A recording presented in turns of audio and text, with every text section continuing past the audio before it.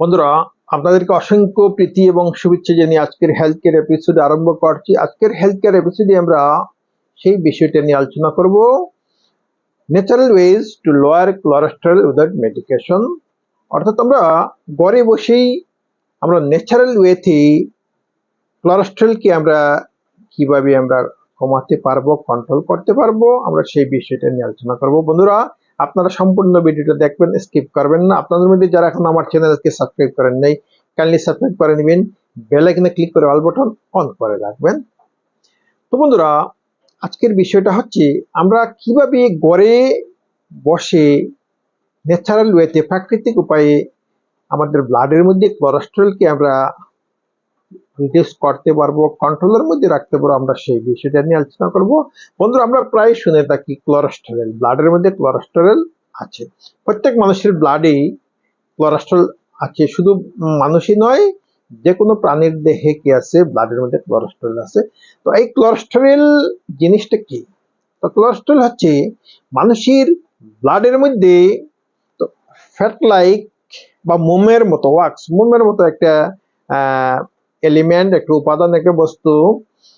তো যে বস্তু কি করে, তাকে আমাদের শরীরের একটু উপকারও করে, আবার যদি তার পরিমাণটা যদি বেশি হয়ে যায়, কোলেস্টেরলের পরিমাণ, তো সেটা আবার ক্ষতিও করে, অনেক ক্ষতি করে। তো মানুষের ব্লাডের মধ্যে কোলেস্টেরলের পরিমাণটা যদি এক্সেস হয়ে যায়, অতিরিক্ত হয়ে যায়, মানুষের কি হতে পারে? হাই ব্লাড প্রেশার হতে পারে, মানুষের হার্টবিট বেড়ে যেতে পারে, হার্ট ব্লকেজ হতে পারে, তো তারপরে স্ট্রোক হতে পারে, তো অনেক ধরনের মারাত্মক ক্ষতি হতে পারে। তো এই কোলেস্টেরল দুই ধরনের, একটা হচ্ছে এলডিএল, লো ডেন্সিটি লিপোপ্রোটিন, এবং অন্যটা হচ্ছে হাই ডেন্সিটি লিপোপ্রোটিন এইচডিএল। এই এলডিএল যেটা, লো ডেন্সিটি লিপোপ্রোটিন, এই কোলেস্টেরলটা মানুষের জন্য অত্যন্ত ক্ষতিকারক। এর পরিমাণ যদি বেড়ে যায়, তো মানুষের যে সকল সমস্যার কথা আমি উল্লেখ করেছি, যেমন হার্ট ব্লকেজ হতে পারে, হাই প্রেশার হতে পারে, স্ট্রোক হতে পারে, তো এই ধরনের সমস্যা হয়। কিন্তু হাই ডেন্সিটি লিপোপ্রোটিন যেটা এইচডিএল, সেই কোলেস্টেরলটা আবার কি মানুষের হার্টের উপকার করে, মানুষের শরীরের ক্ষেত্রে এটা উপকার।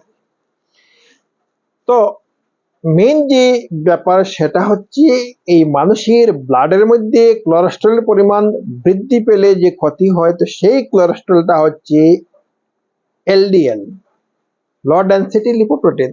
তো বন্ধুরা, লো ডেন্সিটি লিপোপ্রোটিন আমাদের শরীরে যাতে বৃদ্ধি না পায়, তো আমরা কিছুটা ন্যাচারাল ওয়েতে আমরা কি করতে পারবো, আমরা সেই এলডিএল কে আমরা কন্ট্রোল করতে পারবো। এই ন্যাচারাল ওয়ের মধ্যে প্রথম যে ব্যাপার সেটা হচ্ছে আমাদেরকে রেগুলার কি করতে হবে, এক্সারসাইজ করতে হবে।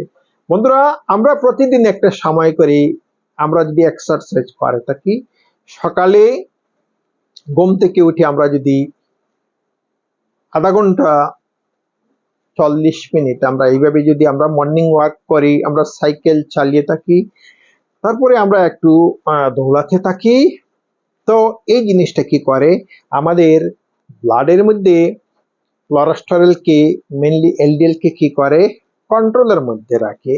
তো প্রথম আমাদেরকে যে কাজটা করতে হবে, আমাদেরকে প্রতিদিন তো কমপক্ষে আধা ঘন্টা সময় এক্সারসাইজ করতে হবে, এবং কিছুটা কাজকর্ম করতে হবে।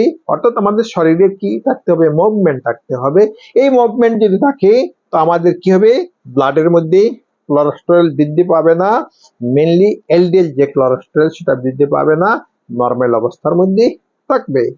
সেকেন্ড যে কাজটা করতে হবে, তো যদি কোনো ব্যক্তি স্মোকিং করে থাকে, তো তাকে স্মোকিং অ্যাভয়েড করতে হবে। বন্ধুরা, যে যারা স্মোকিং করে থাকে, তাদের ব্লাডের মধ্যে এলডিএল এর পরিমাণ যথেষ্টভাবে বৃদ্ধি পায়।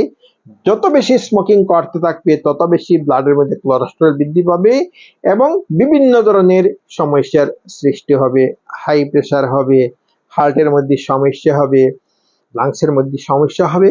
তো যদি কোনো ব্যক্তি স্মোকিং করে থাকে তো তার কোলেস্টেরলের সমস্যা হবেই, এবং যদি স্মোকিং বন্ধ করে, ধূমপান বন্ধ করে, তো কি হবে, তার ব্লাডের মধ্যে কোলেস্টেরল পরিমাণ কমতে থাকবে, তার হার্ট ধীরে ধীরে তো সুস্থ হতে থাকবে, হার্টের মধ্যে সমস্যা করবে না, লাংসের মধ্যে কোনো ধরনের সমস্যা হবে না। তো সেকেন্ড যে কাজটা আমাদেরকে করতে হবে, তো ধূমপান আমাদেরকে ত্যাগ করতে হবে। তারপরে যেটা করতে হবে, যদি কোনো ব্যক্তি ড্রাগস সেবন করে থাকে তো সেই ব্যক্তিকে ড্রাগস সেবন করা বন্ধ করতে হবে। তো ড্রাগস সেবনের মাধ্যমে কি হয়, ব্লাডের মধ্যে কোলেস্টেরল মেইনলি এলডিএল এর যে পরিমাণ সেটা বৃদ্ধি পায়, যার দরুন যারা ড্রাগস সেবন করে তাদের হার্টের মধ্যে সমস্যা হয়, লাংসের মধ্যে সমস্যা হয়, তাদের সব সময় প্রেসারের সমস্যা থাকে। তারপরে যারা বেশি পরিমাণে কি করে, অ্যালকোহল সেবন করে থাকে, মদ পান করে থাকে, তাদের ক্ষেত্রে সেই একই ব্যাপার, তাদের ব্লাডের মধ্যে কোলেস্টেরল বৃদ্ধি পাবে, তো তাদের ব্লাড প্রেসারের সমস্যা হবে, হার্টের মধ্যে সমস্যা হবে, লাংসের মধ্যে সমস্যা হবে, লিভারের মধ্যে সমস্যা হবে। তো এই ধরনের যদি ব্যাড হ্যাবিট থাকে তো সেটা ত্যাগ করতে হবে। তারপরে যে কাজটা করতে হবে, খাদ্যের মধ্যে তো বিভিন্ন ধরনের খাদ্য খেতে হবে। যেমন প্রথম যে খাদ্যটা খেতে হবে সেটা, যে অভ্যাস গঠন করতে হবে, তো সেটা হবে তো এনাফ ওয়াটার প্রতিদিন পান করতে হবে, ড্রিঙ্কিং ওয়াটার। তো একজন প্রাপ্তবয়স্ক মানুষ কমপক্ষে 3 লিটার বা তার চেয়ে বেশি জল পান করতে হবে। বন্ধুরা মনে রাখবেন, জল যদি কম পান করা হয় শুধুমাত্র কি হয় না, ব্লাডের মধ্যে সমস্যা হয় না, মানুষের বিভিন্ন ধরনের সমস্যা হয়, শরীরের মধ্যে ডিহাইড্রেশন প্রবলেম দেখা দেয়, তো অনেক ধরনের রোগ সৃষ্টি হয়। তারপরে যে ব্যাপারটা করতে হবে সেটা হবে, তো ফাইবার সমৃদ্ধ যে সকল খাদ্য, বিশেষ করে সলিউবল ফাইবার, তো ফাইবার সমৃদ্ধ খাদ্য বেশি করে খেতে হবে। যে সকল খাদ্যের মধ্যে ফাইবার আছে, তো ফাইবার সমৃদ্ধ খাদ্য কি করে মানুষের লিভারকে সুস্থ রাখে, মানুষের ডাইজেস্টিভ সিস্টেম ভালো থাকে, মানুষের কনস্টিপেশনের সমস্যা হয় না, এবং কি তাকে ব্লাডের মধ্যে তো এলডিএল এর পরিমাণটা কম থাকে, এইচডিএল এর পরিমাণ, হাই ডেন্সিটি লিপোপ্রোটিন যেটা, সেটার পরিমাণটা বেশি থাকে। তো এই ধরনের সলিউবল ফাইবার সমৃদ্ধ খাদ্য হচ্ছে যেমন বিভিন্ন ধরনের শাকসবজি, যেমন ব্রকলি, তারপরে বিভিন্ন ধরনের শাক আছে, তো বিন আছে, এই ধরনের খাদ্য বেশি করে খেতে হবে। তারপরে হচ্ছে তো বিভিন্ন ধরনের ফ্রুইটস, যেমন আপেল, অ্যাভোকাডো, এই ধরনের ফ্রুইট বেশি করে খেতে হবে। তো এই সকল তারপরে কিউই ফ্রুট, এই ধরনের ফ্রুটের মধ্যে কি থাকে, ফাইবার, যথেষ্ট পরিমাণে ফাইবার থাকে। তারপরে যেটা সেই খাদ্য ত্যাগ করতে হবে সেটা হচ্ছে স্যাচুরেটেড ফ্যাট। যে সকল খাদ্যের মধ্যে স্যাচুরেটেড ফ্যাট আছে তো সেই সকল খাদ্য কি করতে হবে, পরিত্যাগ করতে হবে। যেমন রেড মিট, বিফ, তারপরে পর্ক, তারপরে পোলট্রি, এই ধরনের যে মাংস আছে সেগুলো ত্যাগ করতে হবে। তারপরে যে কাজটা করতে হবে সেটা হচ্ছে তো আনস্যাচুরেটেড ফ্যাট বা মনোস্যাচুরেটেড ফ্যাট সমৃদ্ধ খাদ্য সেবন করতে হবে।